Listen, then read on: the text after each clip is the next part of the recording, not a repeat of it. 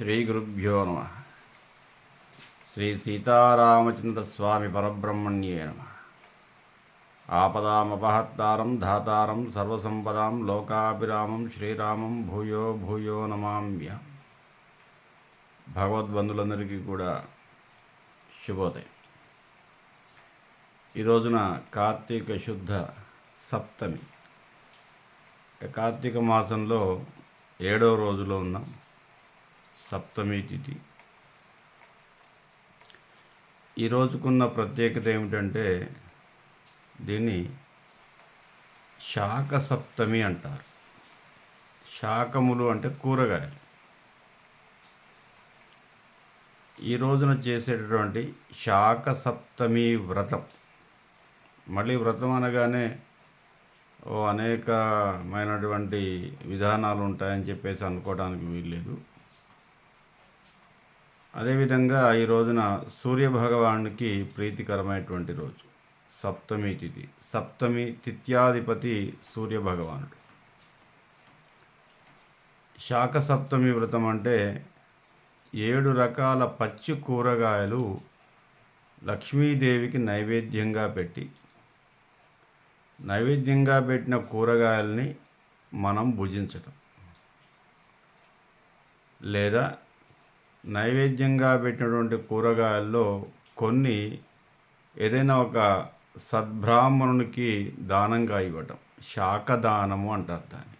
ఈ రోజున ప్రత్యేకత. మనకు ఇష్టమైన కూరగాయలు 7 రకాల కూరగాయలు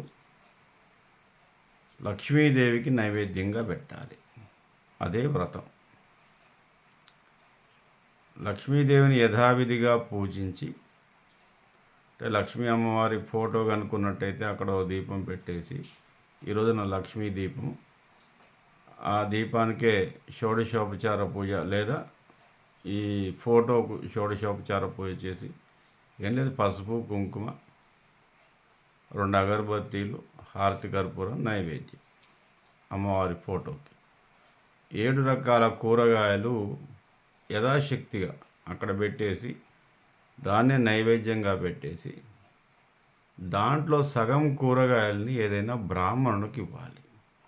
సగం మనం వంట చేసుకొని భుజించాలి. లేదా పచ్చి కూరగాయలు కూడా తినే ఒక ఆచారం ఉంది. అంటే నైవేద్యం పెట్టిన పచ్చి కూర అంటే తినటానికి వీలైన వాటిని నైవేద్యంగా పెట్టి, వాటిని చిన్న చిన్న ముక్కలుగా చేసి అవే అల్పాహారంగా చేసేటటువంటి కొన్ని ప్రాంతాల్లో ఉంది. ఒకవేళ అలా వీల్లేని వాళ్ళు నైవేద్యంగా పెట్టిన కూరగాయలను ఈరోజు అన్ని కూరగాయలు కలిపి 7 రకాల కూరగాయలు కలిపి ఒక కూరగాయ చేసి దాన్ని భుజించాలి మధ్యాహ్నం. ఇదే శాక సప్తమి వ్రతం. అంటే ఈ రోజున మనం 3 దీపాలు మళ్ళీ వెలిగించాల్సి ఉంటుంది తులసికోట దగ్గర. ఒకటి కార్తీక దామోదర దీపం యథావిధిగా పెట్టేది. రెండవది లక్ష్మీ దీపం, అంటే లక్ష్మీ అమ్మవారికి ప్రీతికరమైంది. దాన్నే శాక సప్తమి దీపం అని కూడా అంటారు. మూడవది సూర్యభగవానుని దీపం. ఈ రోజున సూర్యభగవాన్ని కూడా ఆరాధించాలి. సూర్యుడికి సంబంధించిన ఏదైనా ఒక మంత్రం కానీ శ్లోకం కానీ వస్తే చదువుకోవటం, లేదా ఆదిత్య హృదయం కనుక వచ్చినట్టయితే చదవటం, లేదా సూర్యభగవానికి సంబంధించిన ఏదైనా సూర్యారిష్టేతు సంప్రాప్తే సూర్యపూజాంచ కారయేత్ సూర్యధ్యానం ప్రవశ్యామి ఆత్మపీడ ఉపశాంతయే. అంటే సాధారణంగా మనకు ఏవో కొన్ని బాధలు ఉంటాయట, చెప్పుకోలేని బాధల్ని ఆత్మ సంబంధమైన బాధలు అంటారు. లేదా జన్మ సంక్రాంతమైన కొన్ని బాధలు ఉంటాయి. అవి ఎవరికీ మనకు చెప్పడానికి వీల్లేదు. ఒకవేళ చెప్పిన ఆ బాధ ఎదుటివాడికి అర్థం కాదు. ఆ బాధని సూర్యభగవానికి చెప్పుకోవాలట. స్వామి, నాకు ఈ బాధ ఉంది, నా మనస్సులో ఈ బాధ ఉంది, లేదా నా హృదయంలో నా ఆత్మలో ఈ బాధ ఉంది, ఆత్మ సంబంధమైన బాధల్ని తొలగించేవాడివి నువ్వే నాయన అని చెప్పేసి మనం ఆ విధంగా నమస్కారం చేసుకుంటే సూర్యభగవాని యొక్క నమస్కార ప్రియో సూర్య, ఆయనకి వేరే ఏ ఆరాధన అవసరం లేదు. కేవలం నమస్కారం పెట్టేసి ఏదో ఒక శ్లోకం ఆయనకు సంబంధించింది.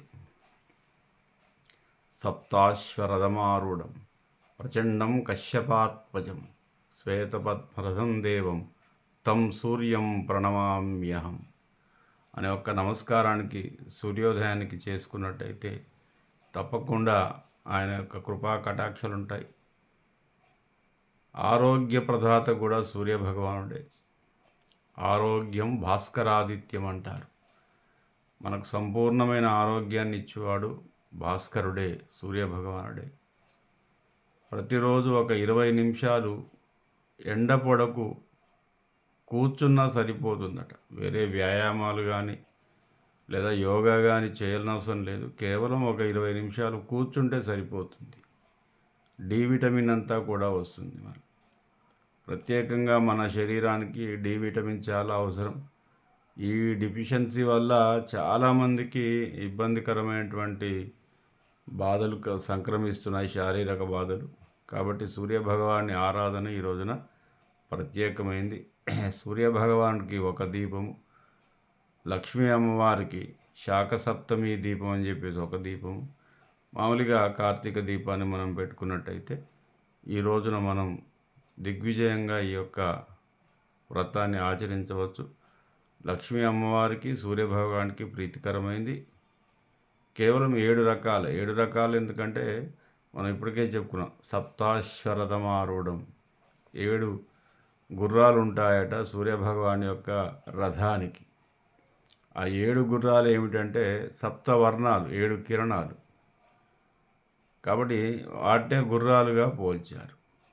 అదేవిధంగా ఈ రోజున మనం అమ్మవారికి, లక్ష్మీ అమ్మవారికి శాకములు, కూరగాయలు నైవేద్యంగా పెట్టి, పచ్చి కూరగాయలే, వంట చేసినవి కావు, ఆ కూరగాయల్లో సగభాగాన్ని ఎవరికైనా దానం చేయటం, బ్రాహ్మణునికి ఇస్తే ఉత్తమం, లేదా ఇంకెవరికైనా ఇవ్వవచ్చు. సగం కూరగాయలు, పచ్చి కూరగాయలే అల్పాహారంగా భుజించే ఆచారం ఉంది. లేదా వంట చేసుకొని వాటిని కూరగా చేసుకొని మధ్యాహ్నం భోజనం చేసినట్టయితే ఈ వ్రతాన్ని, ఈ తిథిని మనం సంపూర్ణంగా చేసుకున్న వాళ్ళం అవుతాం. కావున భక్తులందరూ కూడా ఈ సప్తమి తిథిని అత్యంత భక్తి శ్రద్ధలతో ఆచరించి ఆ సూర్యభగవానుని, లక్ష్మీ అమ్మవారి యొక్క కృపకు పాత్రుడు కావాల్సిందిగా కోరుకుంటూ, కోదండరామ యూట్యూబ్ ఛానల్ సబ్స్క్రైబ్ చేయండి, షేర్ చేయండి, కామెంట్ చేయండి, కాంప్లిమెంట్ ఇవ్వండి, నన్ను ఆదరించండి. స్వస్తి ప్రజాభ్య.